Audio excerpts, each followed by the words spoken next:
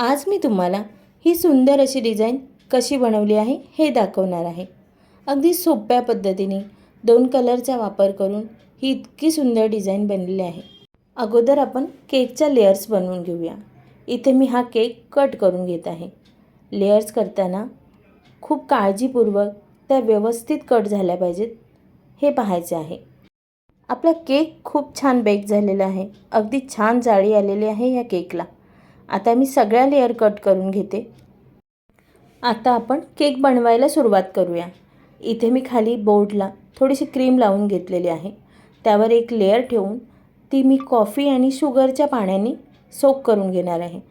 Sponge इथे थोडा soft झालेला असल्यामुळे मी जास्त पाणी वापरणार नाही आहे। आता आपण यावर क्रीम लावून घेऊया। क्रीम मी इथे कमीच वापरणार आहे। यामध्ये आता चॉकलेट गनाश ॲड करायचे आहे। चॉकलेट यूज करताना अजिबात कंजूसी करायची नाही। चॉकलेट जितके जास्त आपण केकमध्ये वापरा तितका आपला केक टेस्टी बनणार आहे।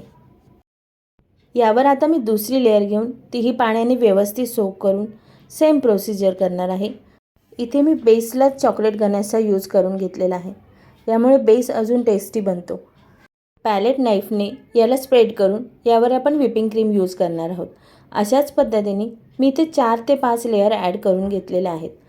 हा केक मला टॉल केक बनवायचा आहे, त्यामुळे मी इथे 5 ते 6 लेयर यूज केलेला आहे। आता आपण हा केक क्रमकोट करून घेऊया। पायपिंग बॅगचा यूज करून असे व्यवस्थित क्रीम लावून घेतल्यास क्रीमही कमी लागते आणि आपल्याला फिनिशिंगला जास्त त्रास होत नाही। तुम्ही ही नक्की आयडिया यूज करून पहा।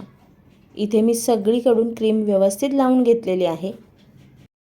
आता मी याची फिनिशिंग करून घेणार आहे। आता केकचा सर्वात महत्त्वाचा पार्ट म्हणजे फिनिशिंग।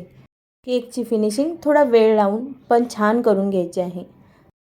इथे मी डिझाईनसाठी जे रोझेट बनवणार आहे ते 2 रंगामध्ये बनवणार आहे। तर हे कसे बनवायचे याची मी आयडिया तुम्हाला देते। इथे मी क्रीम 2 पार्टमध्ये डिवाइड करून घेतलेले आहे।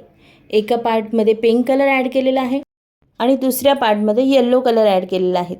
हे दोन्ही कलर आता वेगवेगळ्या बॅगमध्ये ॲड करून घ्यायचे आहेत।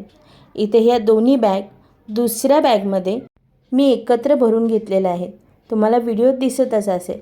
या रोझेटसाठी मी 2D नोझलचा वापर केलेला आहे। 1M नोझल वापरूनही हे रोझेट बनवता येतात। तुम्ही या दोन्हीपैकी कोणताही नोझल वापरला तरी चालेल। या ट्रिकनी जेव्हा तुम्ही पायपिंग बॅगमध्ये क्रीम भराल तेव्हा 2 रंगाचा सुंदर असे फूल तयार होते। हे दिसायला खूप छान दिसते। रोझेटने मी हाफ केक कवर करून घेणार आहे। 1M आणि 2D ह्या 2 नोझलचा वापर करून आपण खूप इझिली केक कवर करू शकतो। अर्जंट केक ऑर्डर असल्यावर या नोझलचा वापर करून आपण फटाफट खूप सुंदर केक बनवू शकतो। मी हाफ केक कवर करून पुन्हा क्रॉस असं छान रोझेट करून घेणार आहे। ही डिझाईन खूप छान दिसते। तुम्हीही नक्की ट्राय करून बघा। थोडेसे डिझाईन भरीव दिसण्यासाठी यामध्ये आपण डॉट देऊन फक्त डॉट दिले की छान फुलं दिसतात। केक आणखीन डेकोरेटिव्ह करण्यासाठी मी इथे शुगर बॉलचा यूज केलेला आहे। इथे मी टूथपिकच्या मदतीने हे बटरफ्लाय ॲड केलेले आहे। लास्टला एक हॅपी बर्थडे टॅग ॲड करून दिलेला आहे आणि आपला केक रेडी झालेला आहे। अशाच केकच्या नवीन डिझाईनसाठी रोहिणी स्पेशल रेसिपीला नक्की सबस्क्राईब करा, लाईक करा, शेअर करा आणि हो, कमेंट करून आपल्या प्रतिक्रिया कळवा। थँक्यू।